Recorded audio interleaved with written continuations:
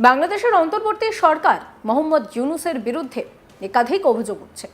৮ মাসেরও বেশি সময়ে তিনি কোনো প্রতিশ্রুতি এখনো পর্যন্ত পূরণ করতে পারেননি বলেই অভিযোগ। এবার সেই ইউনূস প্রশাসন বাংলাদেশে চালু করেছে রাজাকার অ্যাওয়ার্ড। বাংলাদেশের জেলবন্দি ও একাধিক কুখ্যাত অভিযোগে চরম শাস্তির সাজাপ্রাপ্ত বাংলাদেশ জামাতে ইসলামী নেতা এই এটিএম আজাহরুল ইসলাম, তিনি কিন্তু বাংলাদেশের শীর্ষ রাজাকার নেতা নামেই পরিচিত।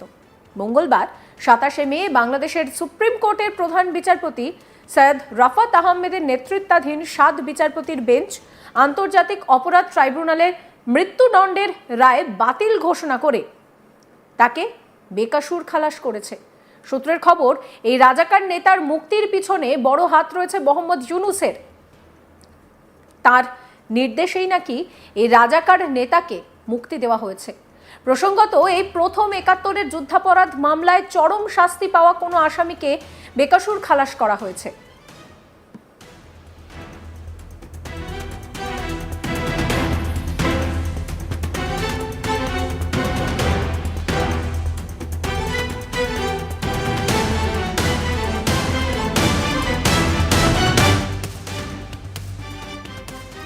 আইনজীবী কি বলছেন শোনাবো আপনাদের।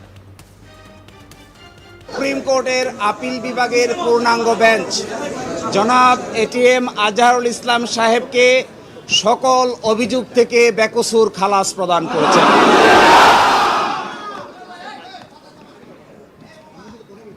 আজকে থেকে, এখন থেকে জামায়াতে ইসলামীর সাবেক ভারপ্রাপ্ত সেক্রেটারি জেনারেল জনাব ATM Azharul Islam is an innocent man.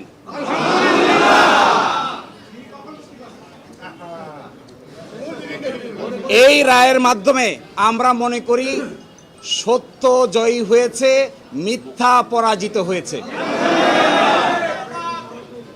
Truth prevailed and falsehood defeated. জামাতের এবং বিএনপির ৬ জন শীর্ষস্থানীয় নেতৃবৃন্দকে মৃত্যুদণ্ড কার্যকর করা হয়েছে। ৫ জন, অন্ততপক্ষে ৫ জন জেলেই কারাবরণ করেছেন, জেলেই মৃত্যুবরণ করেছেন। দুনিয়ার ইতিহাসে এটা নজিরবিহীন নির্যাতনের শামিল। জনাব এটিএম আজহারুল ইসলাম সাহেব সৌভাগ্যবান, তিনি ন্যায় বিচার পেয়েছেন, আল্লাহ তাআলা তাকে বাঁচিয়ে রেখেছিলেন। তাই আমরা এটাও মনে করি এই রায়ের মাধ্যমে সিন্ডিকেটেড ইনজাস্টিসের অবসান হয়েছে। আমরা এটাও মনে করি এই রায় ঘোষণার মধ্য দিয়ে বাংলাদেশের আদালতের মর্যাদা সমুন্নত হয়েছে। এবং আদালত 4টি অবজারভেশন দিয়েছেন। তার মধ্যে প্রথমটি বলেছেন, অতীতের রায়ে বাংলাদেশ সহ এই ভারতীয় সাবকন্টিনেন্টের ক্রিমিনাল বিচার ব্যবস্থার পদ্ধতি চেঞ্জ করে দেওয়া হয়েছিল, এটা ছিল সবচাইতে বড় ভুল। আরো বলেছেন, আদালতের সামনে উপস্থাপিত সাক্ষ্য প্রমাণ অ্যাসেসমেন্ট করা ছাড়াই জনাব এটিএম আজহারুল ইসলাম সাহেবকে হয়েছিল।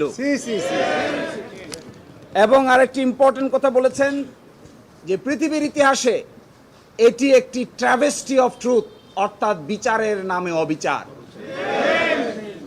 আরো বলেছেন,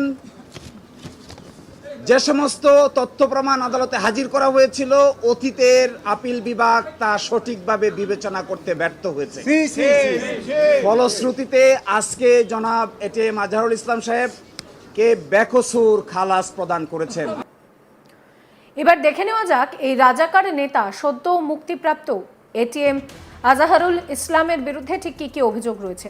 জানা গিয়েছে ৭১-এর মুক্তিযুদ্ধের সময় রংপুর অঞ্চলের মুক্তিযোদ্ধা ও হিন্দুদের কাছে ত্রাস হয়ে উঠেছিলেন এই আজাহারুল ইসলাম। তার বিরুদ্ধে অভিযোগ, রাজাকার বাহিনী গঠন করে হিন্দু মহিলাদের বাড়ি থেকে তুলে নিয়ে এসে পাক সেনাদের দ্বারা তাদের সঙ্গে নোংরামির কাজ করা হতো। তার বিরুদ্ধে শতাধিক মহিলাকে শারীরিকভাবে হেনস্থা করার অভিযোগ ছিল।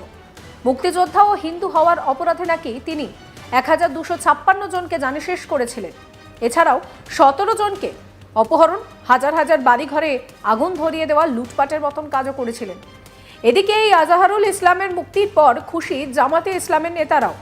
এই রায়কে স্বাগত জানিয়ে বাংলাদেশ জামাতে ইসলামের নেতা ডক্টর শফিকুর রহমান বলেন, এই রায়ের মধ্যে দিয়ে পরিষ্কার হয়ে যাচ্ছে যেটা ইচ্ছাকৃত ছিল। তিনি কি বলছেন শোনাবো। এর মধ্য দিয়ে এটা পরিষ্কার হয়ে গিয়েছে, এটা ছিল ইচ্ছাকৃত নেতৃত্ব।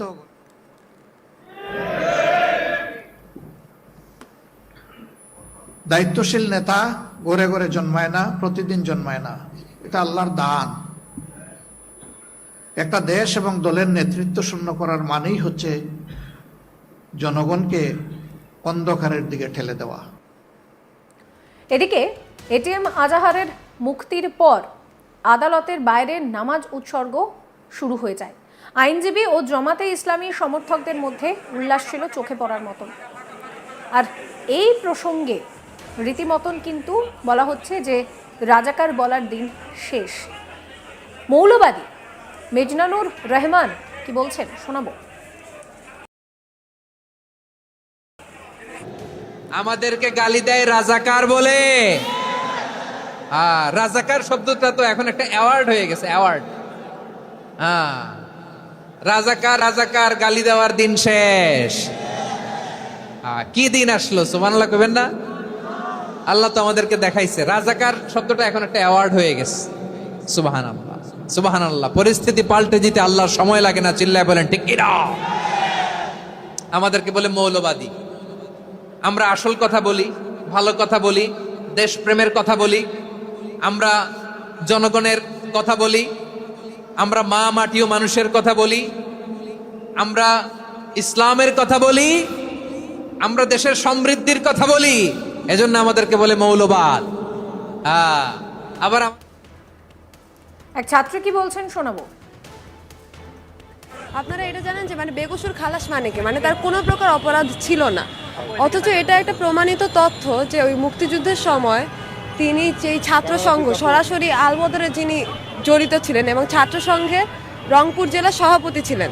তো এই ছাত্র সংঘর মুক্তিযুদ্ধের সময় পাকিস্তানি সেনাবাহিনীর সাথে কি সম্পর্ক ছিল এবং বিভিন্ন জায়গায় কি রোল ছিল, এটা তো আসলে ভুলে যাই নাই আমরা, এটা ভুলার সুযোগও নাই। তো সেই জায়গায় বেকসুর খালাস কীভাবে দেয়া হলো সেটা নিয়ে অবশ্যই প্রশ্ন জাগতে পারে। এখন তার কি উচিত নাকি না সেটা নিয়ে অনেক কথা হতে পারে, তার বিচার প্রক্রিয়া কি ঠিক হয়েছে নাকি না সেটা নিয়ে অনেক কথা হতে পারে। আমরা জানি যে এটা প্রশ্নের সম্মুখীন হয়েছে, এটা অস্বীকার করার কোনো জায়গা নাই এবং প্রশ্নগুলো আমাদেরও আছে, কিন্তু সেই জায়গায় দাঁড়ায় যে বেকসুর খালাস দিয়ে দেওয়া হলো আজকে সম্পূর্ণভাবে এই একজন চিহ্নিত রাজাকার আলবদরকে, সেই জায়গা থেকে আমাদের আজকের এই